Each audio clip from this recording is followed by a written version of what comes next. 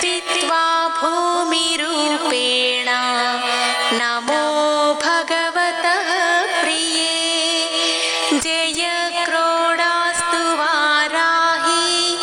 देवी त्वां च नमाम्यहं जय वाराही विश्वेशी मुख्यवाराही ते नमः मुख्यवाराही वन्दे त्वाम् अन्धे अन्धिनि ते नमः सर्वदुष्टप्रदुष्टानां वाक्स्तम्भनकरी नमः नमस्तम्भिनी स्तम्भे त्वां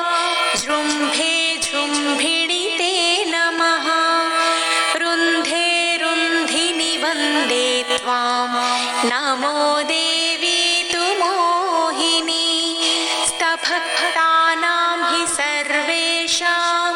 सर्वकामप्रदे नमः बाह्वोस्तम्भकरी वन्दे चित्तस्तम्भणि ते नमः चक्षुस्तम्भिनि त्वां मुख्य स्तम्भिनी ते नमो नमः जगत्स्तम्भिनी वन्दे त्वां जिह्वस्तम्भनकारिणी स्तम्भनं कुरु शत्रूणां कुरु मे शत्रुनाशनं शीघ्रं वश्यं च कुरुते योग्नो वाचात्मिके नमः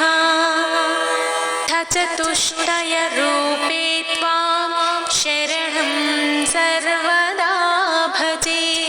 होमात्मके फड्रूपेण जयाद्यानने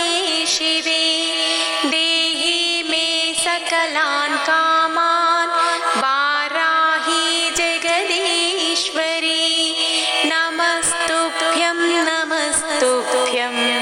नमस्तुभ्यं